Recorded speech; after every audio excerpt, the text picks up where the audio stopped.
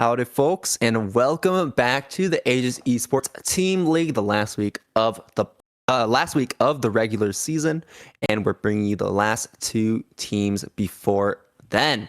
It's going to be between Guilty Gear Reloaded, or Guilty Ear Reloaded, my bad, and then Caught Teching in Chicago. This is going to be the teams are Gono, Plantain Poppy, and Ian Sharp on the side of Guilty Ear Reloaded, and it's going to be having Nikolai, Blood Sand, and Gyarados on the side of Caught Teching in Chicago. It looks like we're going to have just a really quick getting right into this set because I know people want to watch that character reveal as well. So the first set will be between Nikolai and Gono. Gono on Guilty Ear Reloaded and Nikolai on Caught Teching in Chicago. Nikolai playing the Kai and Gono on the Axel. MTCC, what can you tell us about these two players?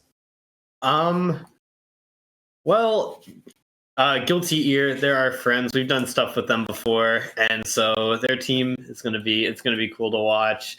Seeing Gono on the Axel, we saw the Axel Kai earlier, so it's not probably will be similar kind of things going on. Maybe different winner this time, but same kind of thing. Nikolai on the Kai.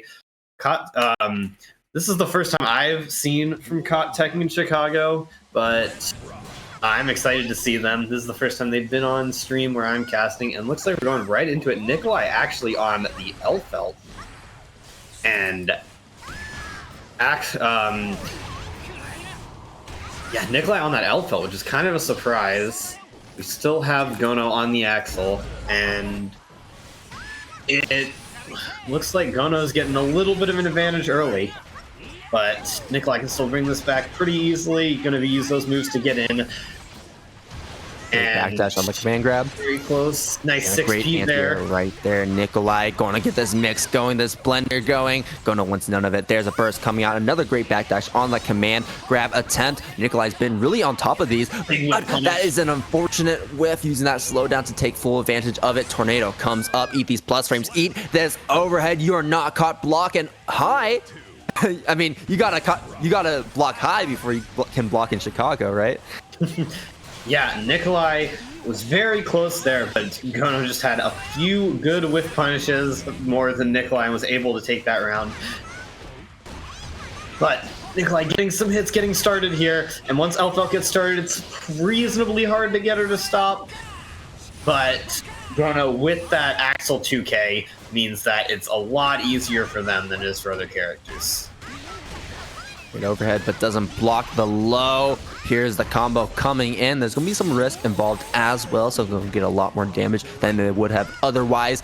Gono just one good combo away from death right now, and that overhead will be enough. No! Gono choosing to burst this one. I'm not too sure about that because you easily lose this round if you're not careful, and go into this next round without any burst on the table. No mirror as well. Nikolai, on the other hand, has the advantage starting off. Just going to go ahead, block that 5P, shoot out these fireballs, keep the zoning player from zoning properly, right?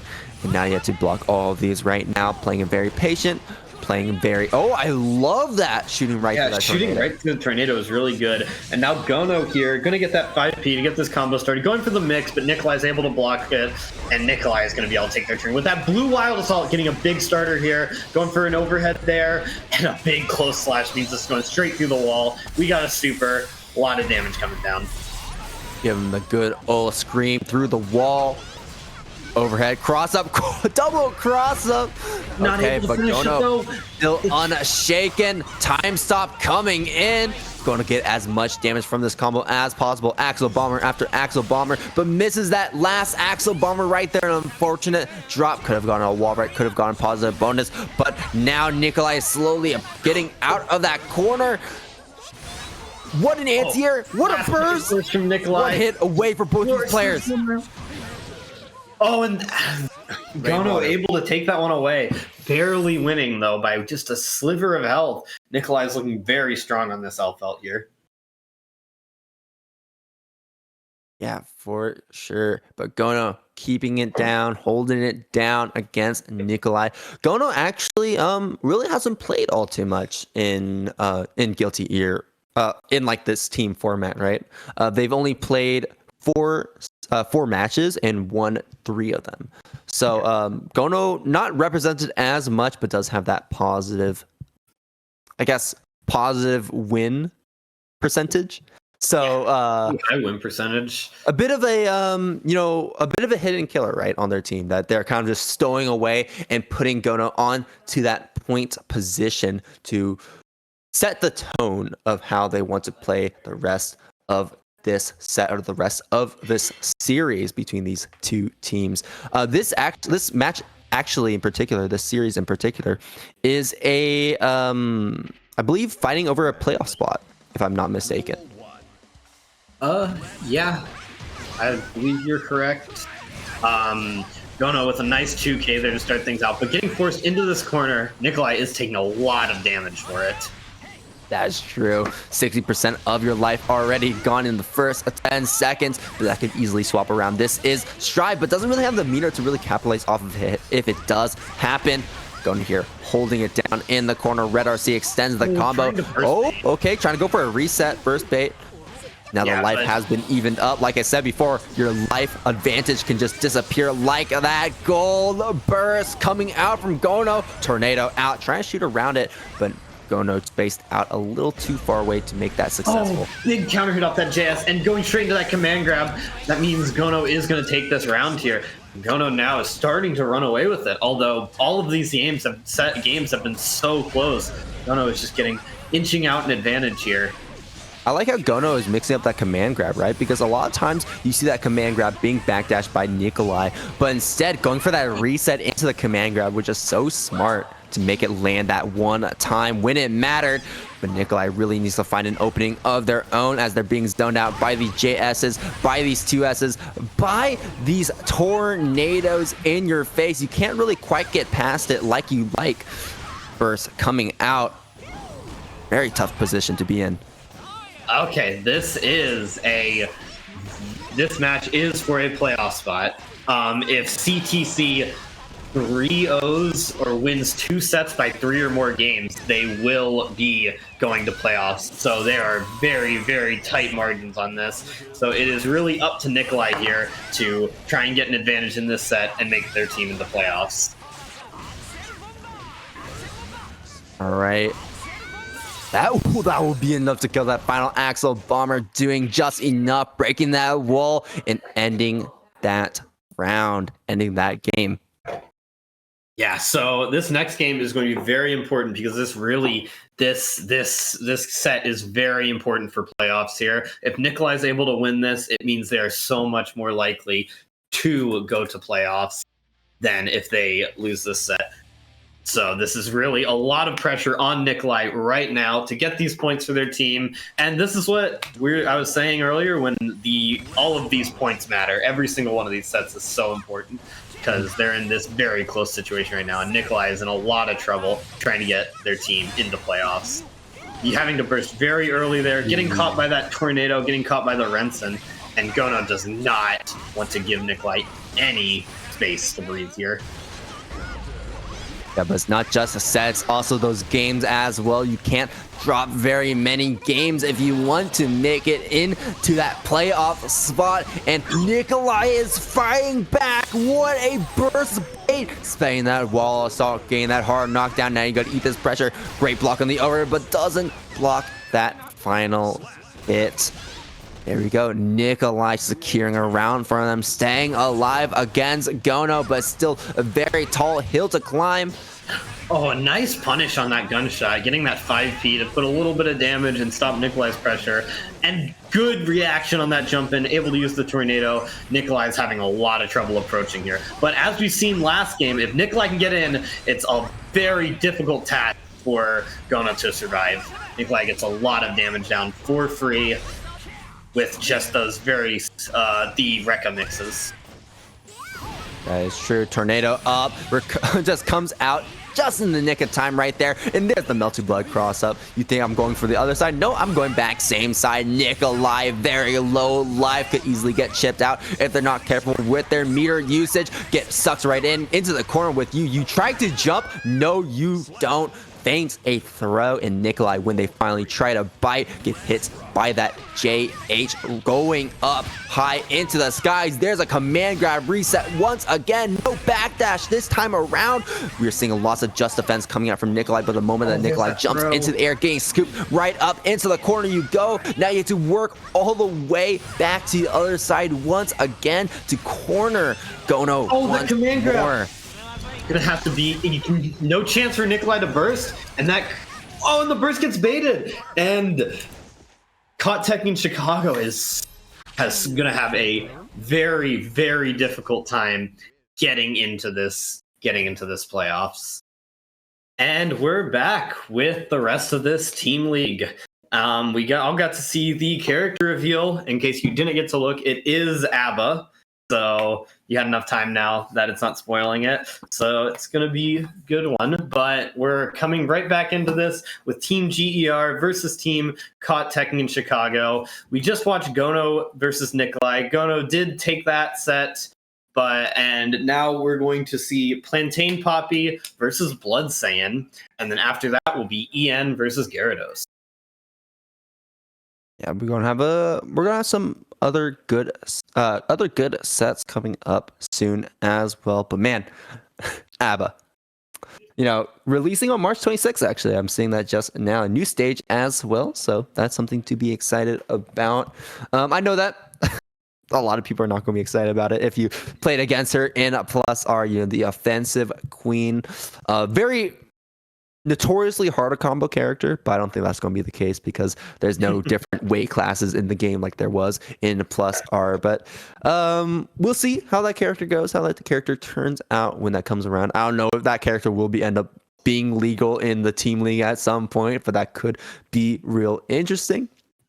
Yeah. But let's get back to the team league at hand. We have Plantain Poppy and Blood Saiyan stepping up to the stage. Plantain Poppy on the fast. Really just one of the MVPs of Guilty Gear Reloaded, 13-9 match score. And on the other hand, we have Blood Saiyan with the Happy Chaos also doing very strong, 11-7 match score. So I'm interested to see how close this will be. And if it's as close as it was between Gono and Nikolai, I think this could be a really interesting set we have up for us. But here we go. We're getting right into it. Plantain Poppy immediately getting shot out of range of that 5K, and Blood Saiyan putting on a very strong stagger pressure right now. Very different from what we've been seeing earlier with Kami.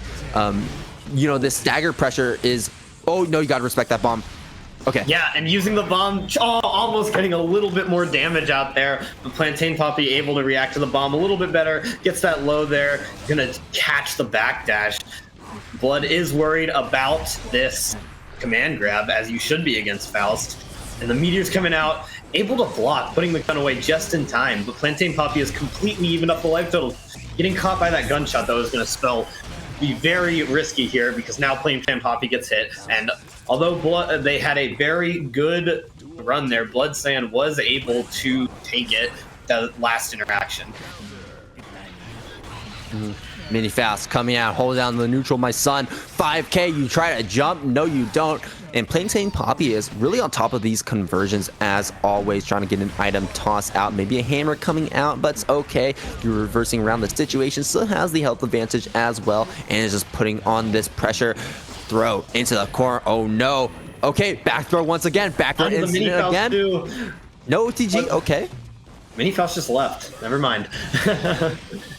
Yeah, and that would have been a lot more impressive for Plantain Poppy if Mini Faust had managed to turn around there. But because of that, Blood managed to flip this around. Gonna put a huge close slash onto Plantain Poppy, and that's dead. Faust is a squishy guy. 0 guts, that's dead. That's dead.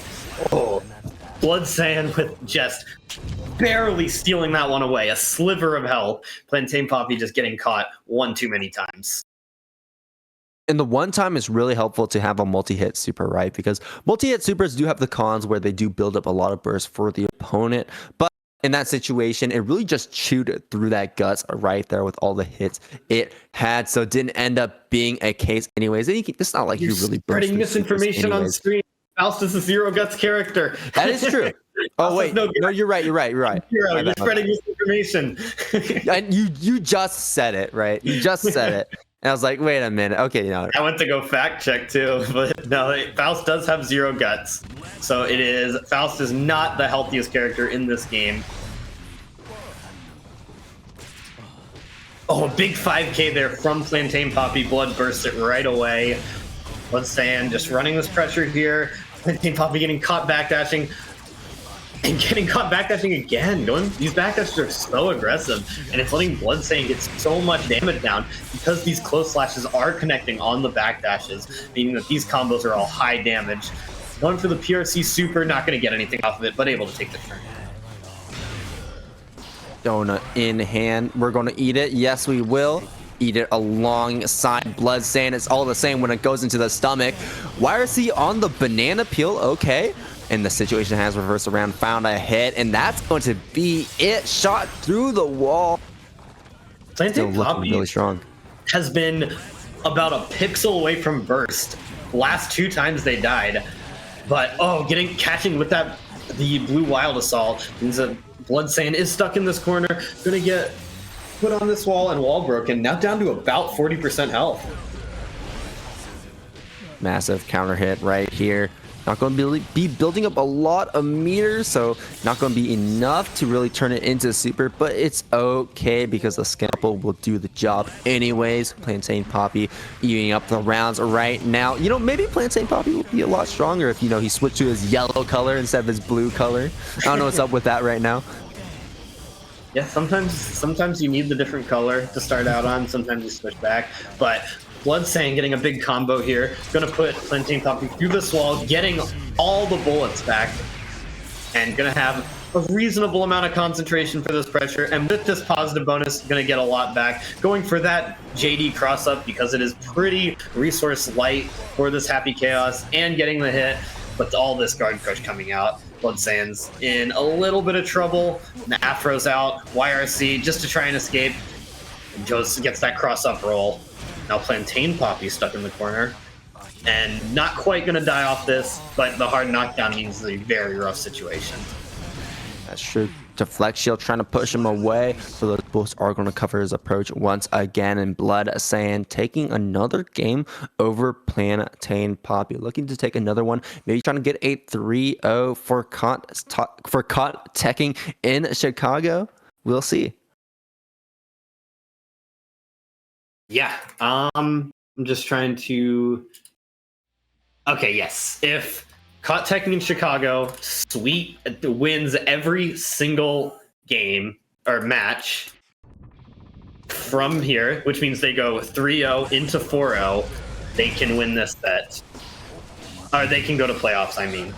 So this is every single one of these games is so important. And Bloodsand starting off so strong, trying to get this 3-0, trying to keep the playoff dreams alive. Plantain Poppy doing everything they can to keep them out. Fast BRC going to go right over that 6P. You know, it's so big, but it doesn't hit behind him. And Bloodsand is just sitting from full screen, playing really comfortably. Scarecrow coming out. Great weight right there. Recognize what Plantain was doing, and just instantly punishing him for doing so. Bloodsand one more round away from securing this set. We're just going to go for a 6P gun, you know, something simple, something that covers a lot of options that Plantain will want to do on a round start. But here's the bomb coming out, and you have to respect it. And when you try to respect it, there's the command grab coming out. Give yourself a new hairdo, set that on fire as well. Now you have to really respect that, because if you do not, then you're going to be sent into a full combo just like that. Bloodsand is so aggressive with trying to escape these throws. Also, Plantain Poppy did store a trumpet there, so that is good to know for later. But Bloodsand, pretty risky situation. Getting that 2P to connect, though, means this turns into a combo. And Plantain Poppy, it's not much damage, but gonna get the super off to get all of these resources. Gonna get the wall break. And Plantain Poppy, Bloodsand still has a chance to take this. Not going to burst, just going to hold it. Don't want to do anything too risky here, because Bloodsand cannot lose a single game here. reserved. Oh, there's the Goomba Stomp coming out. Counter it. Okay, I can convert off of that. Tornado coming in. Mix. But no mix is present. It's all mids. Burst coming out from Blood. Get off of me. You try to approach. I jump up. Just completely avoids that J2K. You try to backdash. Here's the close slash. And you're just getting counter hit for days. Plantain, you got to stick your ground. You try to backdash. But once again, you have to respect that gun. Respect those bullets. Because they can punish you for any slight mistake. Plantain looking really bad in the health disadvantage. It doesn't have a lot of meter, spending the last of that meter, trying to get one more mix up against Bloodsand, using that deflect shield right there, spending even more of their burst gauge, and there's a roll coming through with Blood. Every single time that roll has gone through, it feels like it has opened up Plantain, and it finally opened up Plantain when it mattered, when the set was about to be won, as Bloodsand takes it 3-0 over Plantain, once again keeping those playoff dreams alive for Caught Tucking in Chicago, and making way for the next set. We have a line up between EN Sharp and Gyarados. These are all new matchups, actually. I mean, these two teams have played against each other before, and when it happened, I believe Guilty Ear Reloaded beat Caught Tucking in Chicago, and EN Sharp played a Nikolai last time, while Gyarados played Plantain Poppy last time. So Bloodsand kind of taking down Plantain Poppy for him, and Gyarados has to play against the MVP of Guilty Ear, EN Sharp on the Anji. And here we go, Jacko versus Anji. Two characters that I remember like were low tier, like the start of the game, that really grown on the, really went up the ranks, Jacko especially, but EN Sharp is making sure that Gyarados can't get anything started. What a strong start to this round. We have some bad news for Caught Tekken Chicago fans. After crunching the numbers a little bit harder, looking at that tiebreaker math, unfortunately, ETC cannot make it to playoffs after that first set. But you can still put up a good set, and I think that's what people want to be here for, watching some good Guilty Gear. EN Sharp versus Gyarados. Things are looking real even in this round right here, because Gyarados can finally get set up with these minions. Things are not looking good on the way of EN Sharp. EN Sharp has some mirror on hand, tries to 6P, knocking Jacko out of the air, but that is such a weird 6P to hit. It's a tool, but doesn't always work the way you want it to. Super doing a little less damage than I thought it would, because that Super is known for doing so much. Great 6P though from Gyarados, stuffing that air approach and taking that round. Yeah, you could really see on 5 Guts at work there. Oh, and the fusion start, gonna get a combo off of it, and Gyarados using that deflect shield to try and escape, but EN Sharp still getting the jump in, gonna put a lot of pressure down here. Burst on the table for EN Sharp, and Gyarados has a little enough health to do something, but not if they get hit 1 or 2 more times. Good escape, burst forced out for Ian, and now Gyarados stuck in this corner. That should be dead. Anji does a lot of damage. Yeah, that's dead. Building the burst back right at the last second too, unfortunately not at the right time, but EN Sharp is going to take that game 1. They always say just block the Anji overhead. Just block the Anji overhead. It's really not that easy, because Anji has so many tools he can do in pressure, in neutral, that's constantly making you guess. I mean, he has like, what, 4 options off of Fujin like that? So it's really just overloading that mental stack, where if you're trying to keep track of all 4, you're not going to be able to react to any one of them. So you got to really narrow it down. If you're not looking out for that overhead will find its mark. And with that, EN Sharp does have a game on the table, but it is still a first to 4. So things could easily swap around, and Gyarados was able to take some rounds. And if you can take a round, you can take a game. If you can take a game, you can take a set. But Gyarados still needs to win a game at least, which EN Sharp is not going to let them do. Burst in the corner. I love that offensive burst. I love that spin as well. Stay in the corner. Don't try to press anything, and don't try to press anything when that 2P finds his counter hit. Oh, going for the jump in into a low with the cover of that butterfly, but Gyarados able to 6P out. The parry from EN Sharp is going to end that round, though. EN Sharp looking very dominant that round, really only getting hit a couple of times, using that spin so effectively here, but the little guys from Jacko are going to be able to hit him out of it, and Gyarados now going to put the blunder on. This is almost impossible to escape here, and you really just have to hold it. Yeah, Gyarados putting in so much work onto Ian Sharp, but now back to neutral is really where this Jacko struggles. So much meter on the table for Gyarados, but will you be able to use it? Because Ian Sharp might get a wall break. No, not quite. Keeping the corner position, keeping the Jacko locked down. YRC hits. Ian Sharp just pressing with a 2P, hits you with a fan in the shins. Oh, and it's one touch here. We're both Gyarados able to close it out with that OTG though, and we're now even on this game. Gyarados has a little bit more burst.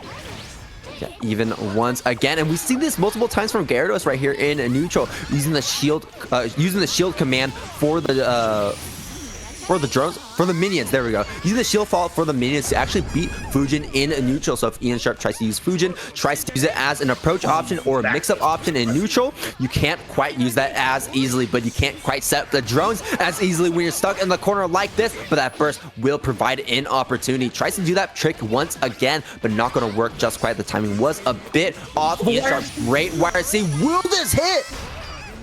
No, it doesn't. That's it. That's dead. Ian Sharp has Anji does so much damage. Not quite. No, not quite. Using the. Oh, and gets thrown out of that. The OTG is going to take it.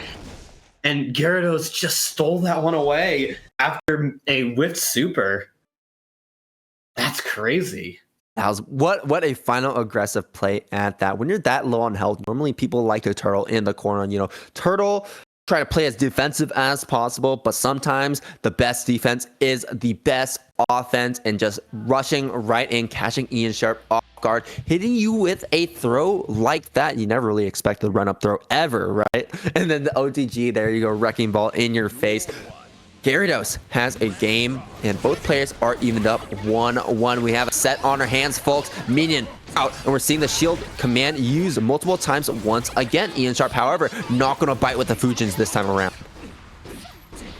Yeah, Ian Sharp already down to about half, but managing to escape that pressure. That's the most important part about fighting this Jacko. Having used the burst there, but Anji's so advantaged in any state that's not getting killed by the minions that Gyarados is having a lot of trouble dealing with the pressure here from Ian Sharp and the BRC, but the throw whiffs. Gyarados now just needs one more touch and is going to be able to get it. And Gyarados is really bringing this back now. And use the JDs, keep you away. You break the minion, and you can just take advantage of that with that 2D counter hit. Gyarados can really get started right here. 2 minions out, 1 minion gone, but still okay. 1 still on the screen, and when you still have 1 on the screen, you can do as much damage like this and do extremely long block strings to really build up that risk. And as we see right here, Ian Sharp, I mean, Anji is a very high guts character, very high health, but that health just disappeared in an instant. Can we kill right here? Has the mirror not going to cancel though? Thought they could OGG with the 2D. It's okay though. Parrot getting baited out, and Gyarados taking another game, a very quick third game right there. A far cry from what we've been seeing with the first 2. Yeah. Definitely, but I mean, Gyarados just seems so in their element right now, and Ian Sharp just seems to be lagging behind a little bit. So, but still, it's really just one hit to switch these rounds around. You've seen it. We've all seen it. Ian Sharp is blocking pressure for half the round, gets 1 hit, and converts that into a win. Happened twice game 1. Oh, but the 2D gets whiff punished from Ian Sharp. Gyarados now in a very good position with these minions in play. Gets caught by the Nagiha, and it's just so back and forth. There's so many back and forth hits. But Ian Sharp is going to get the best of it, putting Gyarados in this corner, running this pressure, getting some damage down, but gets smashed out of again. Another back and forth. More pressure is fake. Minions out. Hold this block string, and I love once again just using these using these armor commands, these shield commands, right? And is really making Ian Sharp think twice about whether they want to use Fujin in a neutral. And when you can eliminate the use of Fujin, you really stunt Anji as a character, and you don't have to guess as much in neutral like this. Once again, it just keeps on working. Gyarados has been playing so smart around these options that Ian Sharp wants to throw out, and Ian Sharp can't get anything started because of that. 2 minions out. You got to worry about the one behind you. Okay, though. Great punish with that close slash. You can really make something happen right here. Can do some mix-ups, has some meter, tries to back up and catch Gyarados' escape, but no shot. Yeah, and Gyarados has been looking very, very strong these last few games. But that spin going to be blocked, but the fish is positive because of that guard crush. And now Ian Sharp gets to run some pressure, but you can throw that. And Gyarados now putting Ian Sharp in the corner, very close, putting us to set to a 1 game away. But Ian Sharp manages to take it back. Once again, just very back and forth, right? Like you said, we're back at even rounds all the time between these two players. Now, this is looking like a Gyarados round, that's for sure. No, the back throw into the corner. Your minions are gone. What can you do? You get 2D, that's what you can do. Minions out, 2 minions out. There's the super coming out. Just going to capitalize as much damage as possible. There we go, big explosion. Actually, not going to be as much damage as I thought. That was a lot of scaling, but Gyarados has the neutral, still has command of it because you can just throw out those minions, play a bit of a zoning game. And now with the minions armored up, you really have to respect them. You cannot press anything unless you're right up in front of Jacko's face like Ian Sharp is right now. Counter hit on the overhead. Or is the burst going to come out? It has to, right? Oh, he tries to bait it! So smart there. Just waiting for the burst bait to happen and getting the gold burst off and able to take that round back by throwing those minions. And that was such an insane play from Gyarados, not bursting there. Because, yeah, Ian Sharp was really looking for a burst, trying to hunt for that burst bait, and Gyarados managed to get out and get the gold burst. And having that positive bonus was such a big deal in closing that round out. And now Gyarados only needs one more match to win this set. That's true. Ian has to really lock in right now. You can't let these matches escape from you like this. Gyarados has robbed you twice. That is insane, right? Gyarados has just been really lucky in these scramble situations. Actually, not even lucky, right? They're just playing these scramble situations very well, forcing uncomfortable mix-ups that Ian Sharp is really struggling to deal with under pressure. And now you are under even more pressure because Gyarados once again just needs to win one more game if they want to win this set right here, and Ian Sharp still needs to win a few more if they want to stay alive. That was such a cool combo right there. Conversion. Oh my gosh.